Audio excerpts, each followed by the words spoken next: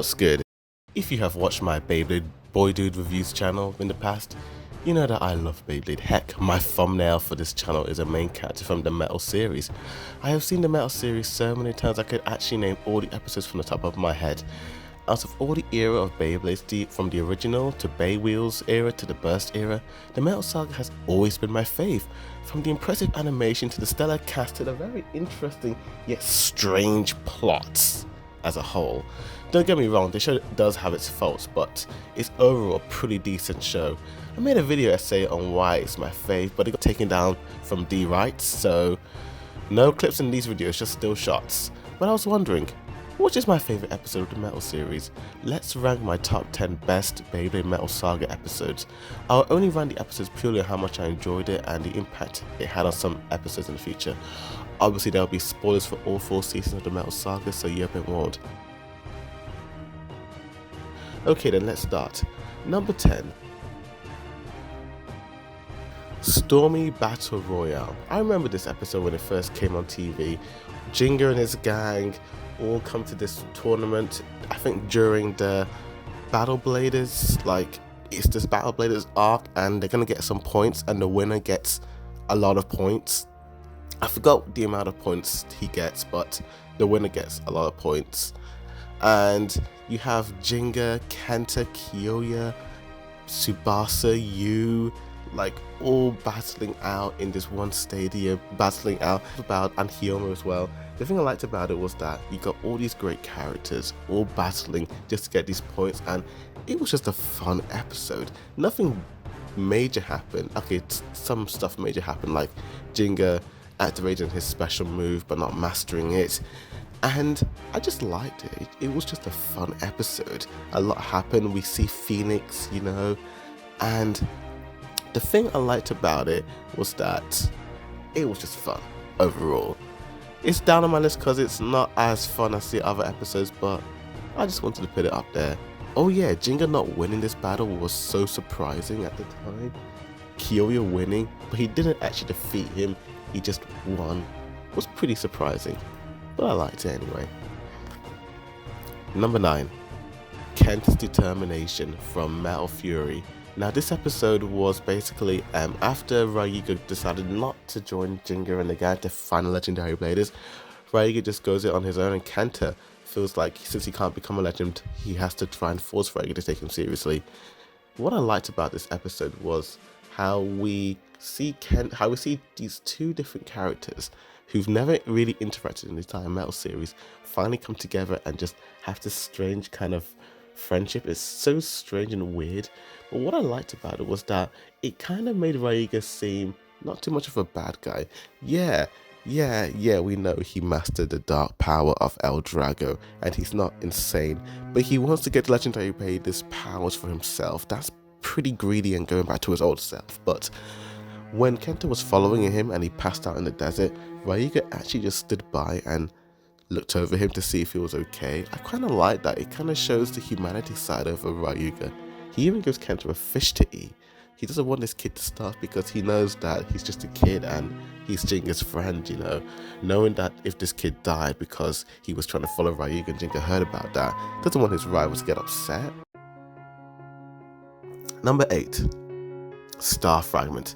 Now this episode's a strange one. It's the first episode of the Metal Fury season, and what I liked about this episode was that obviously it starts off with Kenta winning a tournament, and what I liked is that it kind of foreshadows what's going to happen, because if you remember back in season 1 of Metal Fusion, it started off with Kenta in a tournament, in the same tournament he's at now, and he loses that tournament, but in this one he wins it. Not only does that show his character growth, but it also foreshadows how he's going to succeed in the future, and I kind of like that little foreshadowing.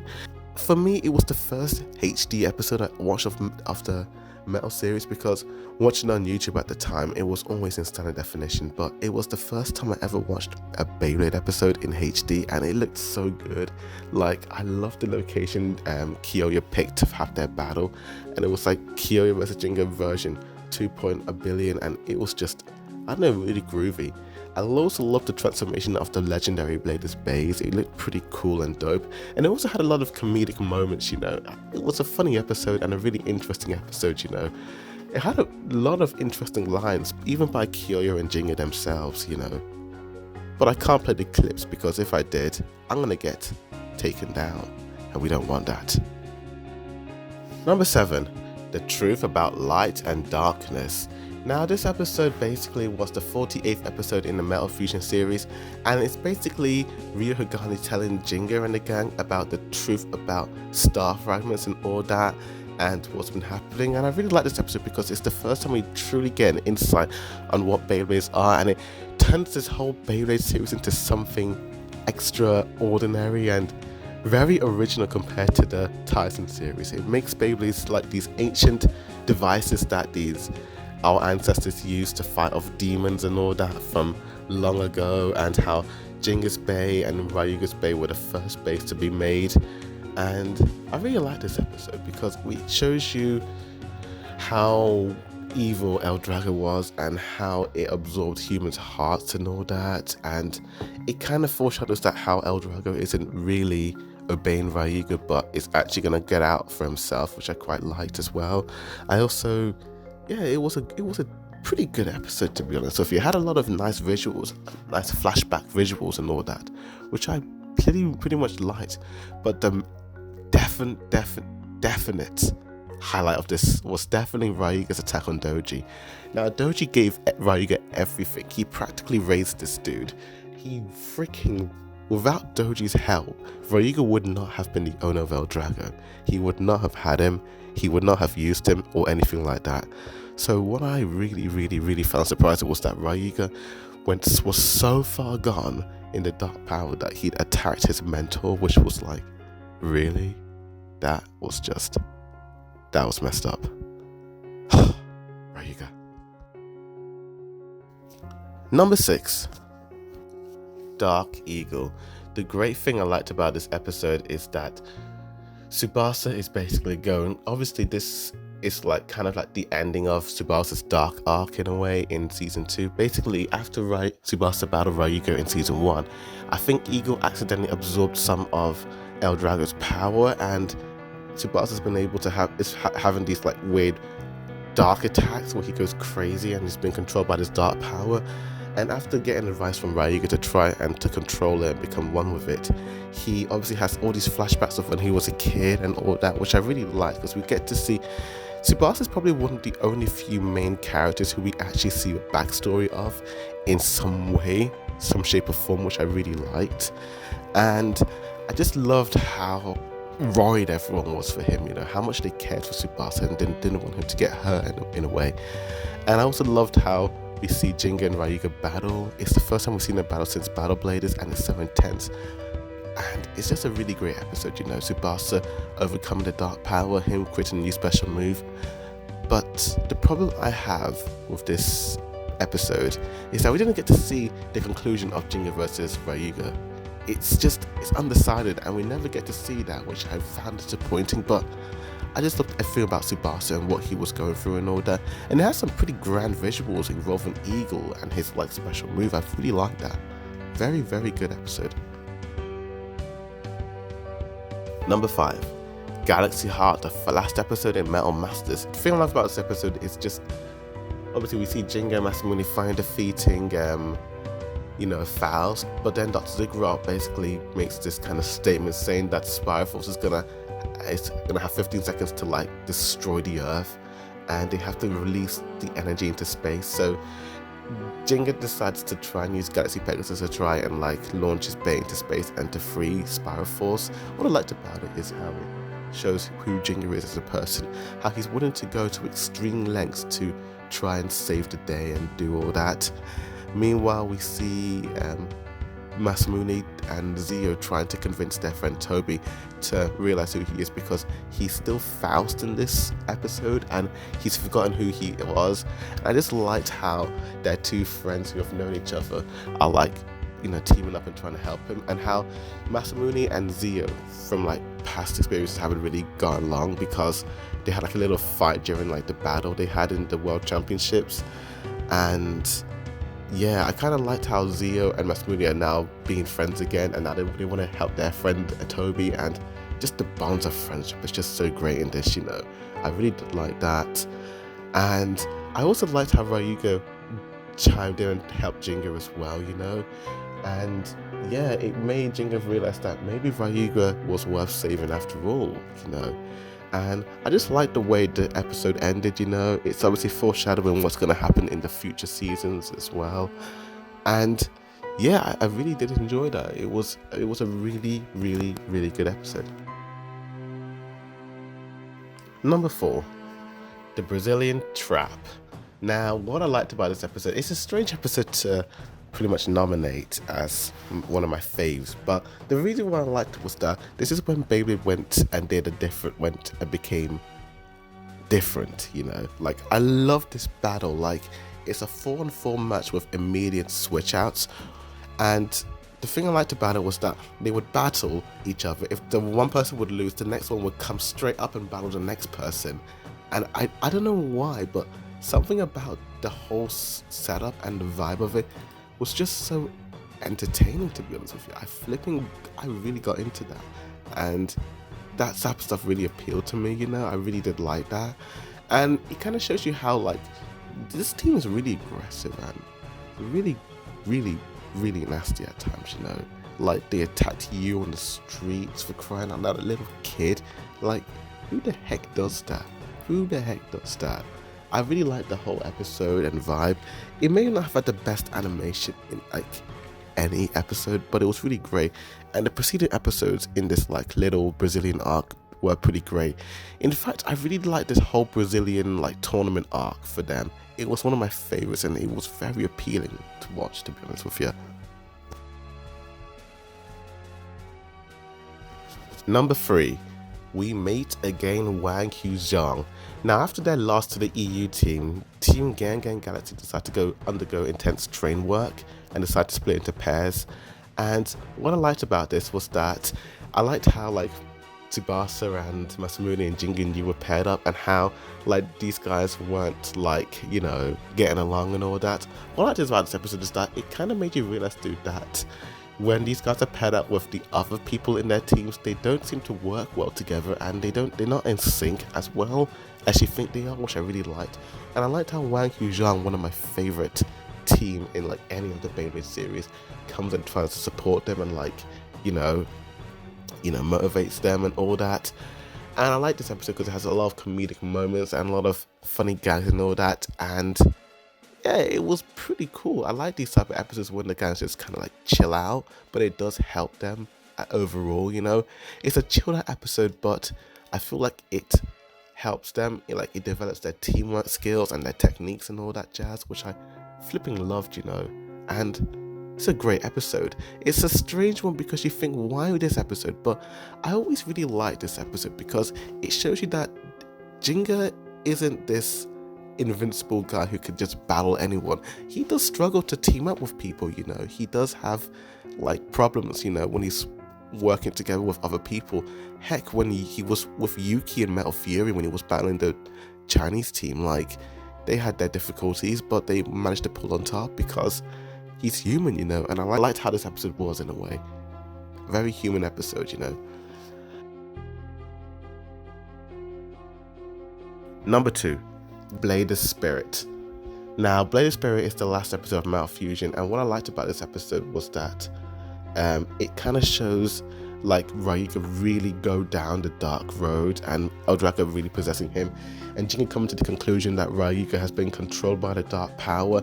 And I liked how it shows Jinga's character arc overall, you know, like it shows you the entire arc overall of what he is and who he's become, because I quite liked how he, despite everything Ryuga did, despite the people he hurt, he wanted to save him because he knows that Ryuga was being controlled. I felt like this was like the best development from Jinga, you know, like it was the best, like it was him at his high point in a way. It was like him realizing the problem, him wanting to fix it, and to help a man who supposedly killed your father, who hurt your friends, who destroyed a lot of people's bays, and you want to save him. Jinga has a lot of, he's a bold dude, this dude, and he saves Ryuga, he defeats him, but at the cost of losing his Storm Pegasus. But that just shows you Jinga. He's willing to even sacrifice his own Bey to help a fellow human being, because that's what I like about Beyblade, is that despite it being a show about spinning tops, they're human beings. In terms of honorable mentions, I'd say Seeking a Legend. Now, this episode was the first in the second season of the series, and we obviously see Jinga trying to find his new Bey, and I like this episode because it introduces you to new characters like Masamune and all that lot. We see our old faves and all that, and it's kind of setting up the stages for the series, and I have to admit this, but episodes 2 to about 16 of Metal Masters are, in my opinion, my best honorable mentions in a way. Now you're like, why these episodes? Well, I really, really, really like the setup of this series. I liked, all these guys coming together, getting prepared for the World Championships. The pacing of these episodes were done really well. You got the first kind of episodes 2 to 5 or 6, that's in a way the preparation for the qualifying to determine who's going to be on the team. Then you've got episodes 8 to 16, which is the gang traveling around the world, battling the teams, and the locations are just so great. And I don't know why, but the dialogue and the way the characters talk in these episodes, I don't know, it just seems to flow naturally. It's quite hard to explain, but I feel like these were some of the better episodes. I didn't want to include them in the list because I didn't know which one was better or which one I enjoyed. I enjoyed all of them, to be honest with you, but I couldn't add them all because it's a top 10 list. But I wanted just to, give a little hint out.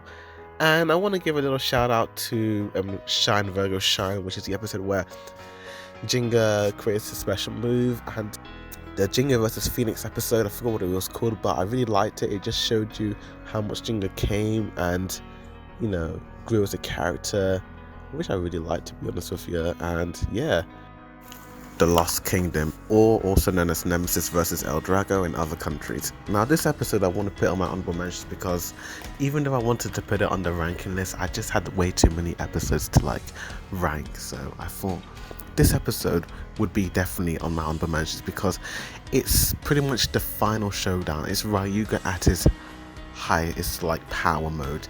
You have never seen Ryuga go ape, he goes crazy, he goes insane on Nemesis. He is determined, and it's strange seeing Ryuga being battered and pushed around and taunted by Rago and Doji, and he's just so confident and sure of himself that he is the number one blader in the world, and not even a god can defeat him. And it just shows you that no matter what, whoever's in Ryuga's way, he's just willing to just pummel you to death if need be, and he doesn't care, he's just going intense. I feel like this is one of the best solo battles in any Beyblade series, and another episode after this one in my honorable mentions is definitely The Missing Star of the Summer Constellation and Flash Sagittario. I really like these two episodes because you see the legendary bladders all together at last, but without Ryuga, and you see that how one legendary blader really does make the difference, and he can't activate to reduce his barrier.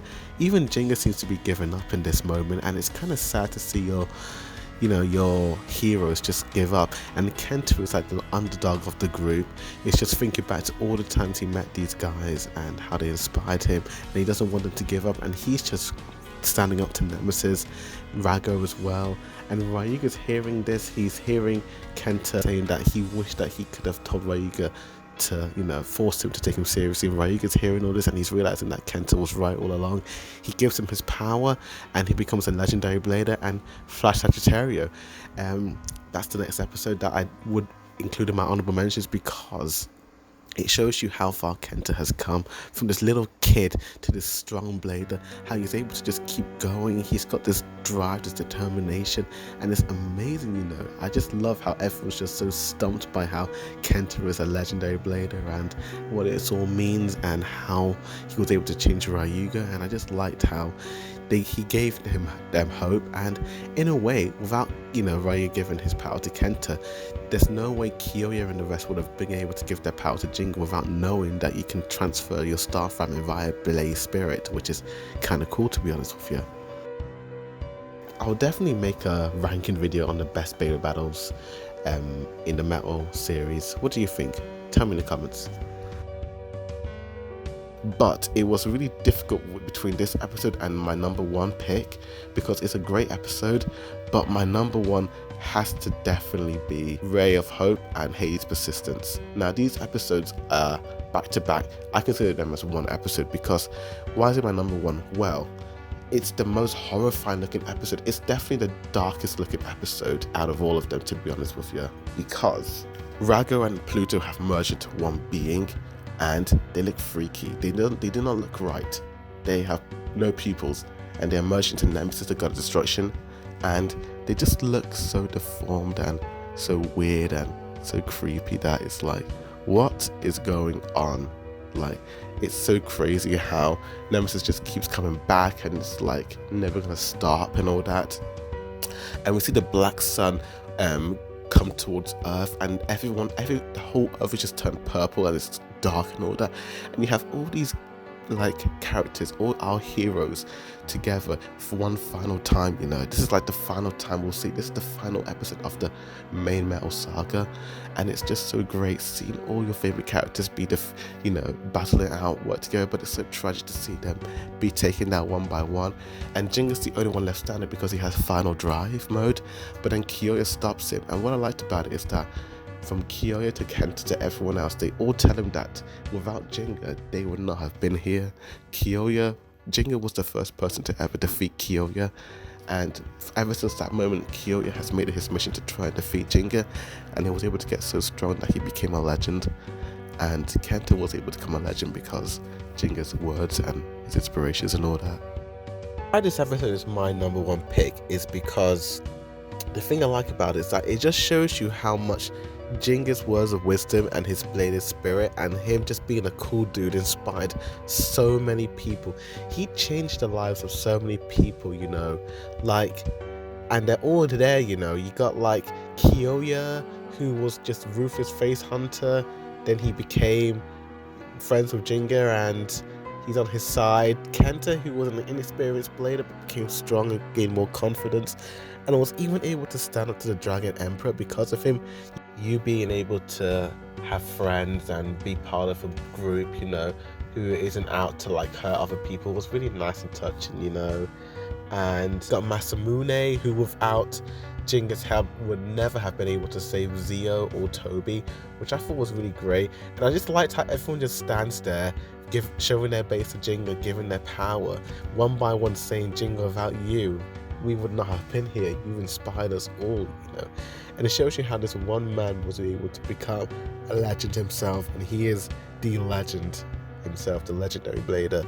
And I just love this episode because this one and the previous one, because I feel like the animation was at its best.